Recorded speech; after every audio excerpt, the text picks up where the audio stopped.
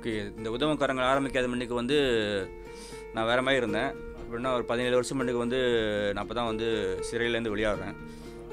சிறைக்கு எதுக்கு போனேன்னா, நான் வந்து படிக்க வேண்டிய வயசில் ஒழுங்காக படிக்கலை.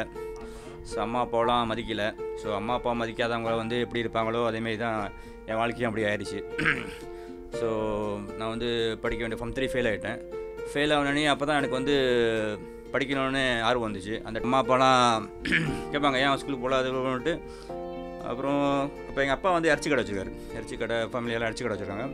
ஸோ அப்போ அந்த 19 வயசு எனக்கு அப்போ என்னாச்சுன்னா, ஒரு இது வந்து 90 வருஷம் 90 89 90 இப்போ என்ன நினச்சுன்னா, ஒரு நாள் வந்து அப்போ இறைச்சி கடை வச்சுருக்கோம். இறைச்சி கடையில் வந்து இறைச்சி வெட்டி நானும் தம்பி இப்போ இறைச்சி வெட்டியிருக்கோம்ல, இறைச்சி வெட்டிக்கிட்டு இருக்கேன். ஆத்திரம் வெறி எனக்கு அப்போ அந்த வயசு வெறி கோவம் ஆத்திரம் வரும். அப்படின்னா தம்பி என்ன சொல்கிறாருன்னா, தம்பி பின்னால் லோரி பார்க் பண்ணிட்டு வந்துட்டு, என்ன சீனா குத்திட்டான் அப்படின்னாரு. சீனா குத்திட்டான், ஆறா குத்தினாலும் நான் கத்தி கையில் கத்திச்சு. எனக்கு பின்னால் போனேன், சீனா தான் குத்திட்டான் அப்படின்னா. ஆனால் குத்தினாலும் நான் போய்ட்டு கத்தியை எடுத்து போய் ஒரே குத்துச்சின்னு எனக்கு நான் குத்தி குத்தினே அவன் அப்படியே உளுந்து அப்படியே திரட்டி சண்டை போட்டு பெரிய கலவரம் ஆகிடுச்சு. சின்ன சண்டை போட்டு சொன்னோடனே அப்போ நான் அவர் போலீஸ்லாம் ஆரம்பிச்சாங்க. நாங்கள் ஓடிட்டோம். நானும் வந்து செல்லாங்க பஸ்ஸாக போகிறவங்கள செல்லாங்க பஸ்ஸாக போகிறவங்கள அப்புறம் நானும் தம்பியும் அப்புறம் லோரி எடுத்துகிட்டு நாங்கள் விளையாடிட்டு போய் ஒரு சிவன் கோயிலில் படுத்துருக்கோம். போலீஸ்லாம் தேடிட்டு இருக்காங்களே. தேடிருக்கோம்ல. அப்போ தம்பி சொல்கிறாரு, ஏன்னா சின்ன தம்பி குத்துனீங்க அப்படின்னு. போய்க்கிறேன்னா, நான் நீ தான் குத்திட்டேன்னு சொன்னேன் அப்படின்னு. இல்லைண்ணே, அவன் லோரியை குத்துனானே அப்படின்னு. ஸோ அவன் வந்து லோரியை குத்துனதுக்கு வந்து லோரியை எடுன்னு சொல்லி குத்திருக்காம பாருங்க. ஸோ அப்போ அவன் வந்து ஆத்திரம் சொன்னேன். நானும் வந்து ஆத்திரத்தில் எடுக்கிற முடிவு வந்து பாருங்க, ஆத்திரத்தில் எடுக்கிற முடிவு வந்து எப்படி ஆச்சு பாருங்க. யோசிக்காமல் சிந்திக்காமல் எடுக்கிற முடிவு வந்து என் வாழ்க்கையே அப்படியே மாறிடுச்சு. அப்படியே அப்புறம் அங்கே வந்து எல்லாம் அங்கே கடைக்கு பசா போகிறோம். திருப்பி போனோடனே எல்லாம் அப்படியே மாதிரி பார்த்தாங்க. நீ நான் போனோடனே உட்காந்தானே கடையில் போனால் உட்காந்து சாப்பாடெல்லாம் காசு வாங்க மாட்டாங்க. அப்போ எல்லோரும் பயம் ஒரு சின்ன பயம் வந்துச்சு. அப்போ எல்லோரும் எனக்கு ஒரு இதாக இருந்துச்சு, இவ்வளோ பார்க்க பயப்படுறாங்களே அப்படின்னு சொல்லிட்டு ஒரு நம்மளுக்கு இதாக இருந்துச்சு. ஸோ அப்படி இருக்கும்போது அதே மாதிரி ஒரு 2 வருஷம் அப்படியே சண்டை அங்கே கூப்பிட்றது, அங்கங்கே போகிறது அப்புறம் 22 வயசில் பிடி போட்டேன் நான். அப்போ எங்கள் அப்பா சொல்கிற வார்த்தை ஞாபகம் வருது, நீ மட்டும் போகிறடா, அவன் கூட சேர்ந்து என் பேரும் போதுடா அப்படின்னு சொல்லிட்டு யோசிக்கிறேன். ஏன் நம்ம வந்து இங்கே இருக்கோம் அப்படின்னு யோசிக்கிறேன் நான். அம்மா அப்போ கஷ்டப்பட்டு படிக்க வச்சாங்களே, நம்மளெல்லாம் நல்லா செஞ்சு வச்சாங்களே, ஏன் நம்ம வந்து இந்தமாதிரி கஷ்டப்பட்டுக்கிட்டு இந்தமாதிரி அடி வாங்கிட்டு உள்ளே இருக்கும் அப்படின்னு நான் சிந்திக்கிறேன். 4 வருஷம் முடிஞ்சிச்சு. 4 வருஷம் முடிஞ்சு 6 வருஷம் ஆகுது. அப்போ சண்டை போட்டோன்னா இன்னொரு எக்ஸ்ட்ரா 2 வருஷம் கொடுத்துட்டாங்க. 6 வருஷம் ஆயிடுச்சு. ஸோ அப்போ நான் தான் உள்ளுக்கு வந்து வராலாமா, அங்கே கேங்ஸ்டர் உள்ளே நான் தான் வராலாமா. 6 வருஷம் எனக்கு தான் கொடுத்தாங்க. 2 வருஷம் கொடுத்து 2 வருஷம் பிடிச்சி போயிடுவாங்க.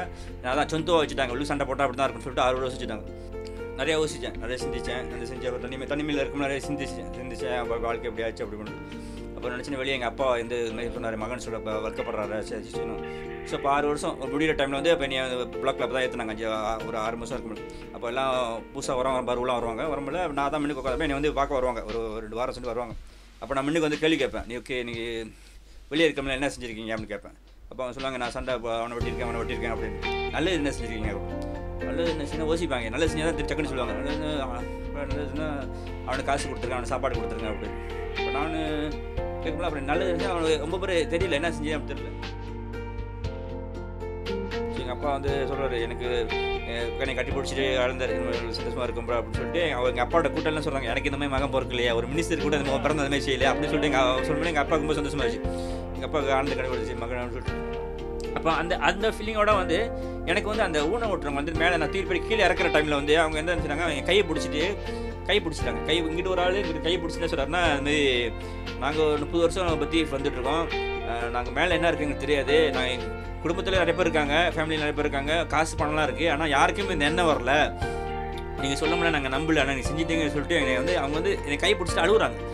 கண்ணை அளந்துட்டு அந்த கண்ணீர் வந்து அவங்க கண்ணீர் விடுறது வந்து என் கையில் படும்போது அப்படியே எனக்கு உடம்பு செலுத்துருச்சு. என்னடா எனக்கு மண்ணுக்கு வந்து யாருமே என்னை வந்து பாராட்டுறல இந்தமாரி அவங்க சந்தோஷப்படுத்தி என்னை வந்து யாரும் வாழ்த்துல பாருங்க, நம்ம தப்பு செஞ்சுருக்கோம், ராங்கி செஞ்சுருக்கோம், எல்லாரும் எனக்கு கருவி இருக்காங்க, என்ன வேணா அந்த செஞ்சு அதை செஞ்சு அப்படியே இந்தமாதிரி வாழ்த்துல சொன்னோன்னா அப்போ எனக்கு ஒரு ஃபீலிங் அப்படியே வந்துச்சுன்னா ஒரு இதாகிடுச்சு.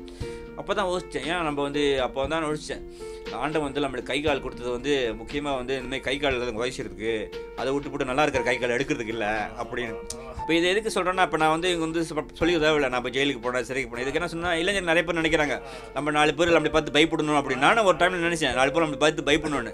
பயப்படுறது முக்கியம் இல்லை, இப்போ வந்து 4 பேர் நம்மளை பார்த்து மதிக்கணும், அதான் முக்கியம். மதிக்கிறது தான் பிறக்கும் போல நம்ம வந்து அழுந்துட்டு பிறக்கிறோம் பாருங்க. நம்ம மித்தவங்களை வந்து நம்ம அழுவைக்க பிறக்கல. நம்ம வந்து நம்மளால 4 பேருக்கு நல்லது செய்ய முடியாட்டே பரவாயில்ல, கெட்டது செய்ய வேணாம். சில நம்மளுக்கு ஆண்டவன் வந்து நல்ல கை கால் கொடுத்துருக்காரு. முக்கியமாக நம்ம வந்து இளைஞர்கள் தைரியம் துணிச்சல்லாம் இருக்குது பாருங்க.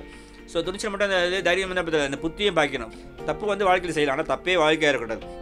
ஸோ சின்ன சின்ன தப்பு செய்யலாம். ஸோ அது வந்து தப்பு வந்து சின்ன தப்பை வந்து அப்படியே நம்ம வந்து வருத்தணும். தப்பு துருத்தாக வந்து தப்பு செஞ்சு தான் வரக்கூடாது. இப்போ வந்து எல்லாருக்கும் வந்து மனசு இருக்குது. யாரை பிறக்கும் போது வந்து யாரும் வந்து இளைஞர்கள் வந்து கெட்டு போகணும்னு ஆசைப்பட மாட்டாங்க. யாரும் நான் கேங்ஸ்டர் ஆகணும்னு ஆசைப்பட மாட்டாங்க. அந்த சூழ்நிலையில் வந்து அந்தமாதிரி ஆயிடுது பாருங்கள். ஸோ அதை வந்து நம்ம வந்து திருத்திக்கணும். ஏன்னா நம்ம சமுதாயம் 10% குறவாக இருக்கும், ஆனால் நம்ம 10 கட்சியில் வந்து பிரிஞ்சு இருக்கும். கட்சி அரசியல் இதில் வந்து பிரிஞ்சு இருக்கிறத ஒற்றுமை இல்லை. இந்த தலைவரெலாம் சேர்ந்து ஒற்றுமையானதான் இல்லை, பிரிஞ்சு போகிறனால தான் இன்றைக்கி சமுதாயமே பிரிஞ்சு இன்றைக்கி வந்து ஒற்றுமையில் சண்டை. சும்மா நம்மளுக்குன்னு யாரும் இதாக இல்லாமல் இருக்குது, ஒற்றுமை இல்லாமல் இருக்கிறதா இன்றைக்கி வந்து சமுதாயமே வெட்டிக்கிட்டு விட்டுக்கிட்டு. தயவுசெய்து ஒரு சின்ன பிரச்சனை பேசி தீர்க்க பார்க்கணும். அதை விட்டு பேசி தீர்க்க தான் பார்க்குறாங்க தவிர பேச தீர்க்க நிறைய பிரச்சனை. ஒரே பெரிய பாகிஸ்தான் இந்தியா பிரச்சனையே தீர்க்குறாங்க, பேசி முடிக்க பிரச்சனை இருக்குது. பிரச்சனை இப்போ நான் நினச்சேன் 28 வயசில் வந்து என்னடா இது வாழ்க்கை அப்படின்னு நினச்சேன். அப்போ தான் யோசிக்கிறேன், இதாண்டா வாழ்க்கை, அப்படி வாழ்ந்து பார்ப்போம்னு சொல்லிட்டு வாழ்ந்துக்கிட்டு இருக்கேன். என்னால் யார் என்ன செய்ய இது நான் செய்கிறனால எல்லாம் திரும்பி போவாங்கன்னு சொல்ல முடியாது. என் பாட்டுக்கு நான் செய்கிறேன், நான் வந்து என் பாட்டுக்கு நான் செய்கிறேன். மற்றவங்க திருந்துறாங்களோ யாரும் சொல்லி யாரும் திருந்த போகிறதில்ல. ஸோ என்னால் ஒரு 2 பேர் ஓகே இந்த மாதிரி செய்கிறாங்களே சொல்லி அவங்களுக்கு ஒரு உணர்வு வந்து, ஏன்னா இப்போ சிறையில் போய் எல்லாம் நான் போய் சிறைக்கு போய் 6 வருஷம் சொல்லி திருந்துறேன்னு சொல்ல முடியாது. நான் சிறைக்கு போயிட்டு தான் நான் இன்னும் கெட்டு போனது சொல்லலாம். ஏன்னா சிறையில் நான் 2 வருஷம் நான் சிறைக்கு போகும்போது 2 வருஷம் தான் என்ன கொடுத்தாங்க, உள்ளுக்கு போய் தான் 4 வருஷம் எக்ஸ்ட்ரா 6 வருஷம் கொடுத்தாங்க. சிறைக்கு போய் நிறைய தப்பான வழியெல்லாம் இருக்குது, கற்றுக்கிறதுக்கு வழி இருக்குது. நிறைய பேர் சிறையில் போய் தான் கெட்டு போகிறாங்க. 18 கஷ்டப்படுற ஃபேமிலிக்கெலாம் வந்து நம்ம உதவி செஞ்சிட்ருக்கோம். இதெல்லாம் வந்து இப்போ நம்ம மாதம் நம்ம வந்து ஹோம்க்குலாம் போகிறோம். இதில் ஹோமுக்கு போகிறது மாதம் 2 வாட்டி நம்ம இங்கே ஹோமுக்கு, இந்த சேரிட்டி கஷ்டப்படுற ஃபேமிலி, ஸோ அந்த மாதிரி எல்லாத்துக்கும் நம்ம இடத்துக்கு போவோம். அதெல்லாம் ஜாமான் வாங்கி கொடுப்போம், காசு கொடுப்போம், அதெல்லாம் இது பண்ணிக்கிட்டது. யாருக்கு உண்மையாக கஷ்டப்படுது சொல்லிட்டு நம்ம எது கான்டாக்ட் பண்ணுவோம். அப்போ சொல்லுவாங்க பிரச்சனை இருக்குது அப்படின்னு சொல்லிட்டு நம்ம இது பண்ணிக்கிட்டு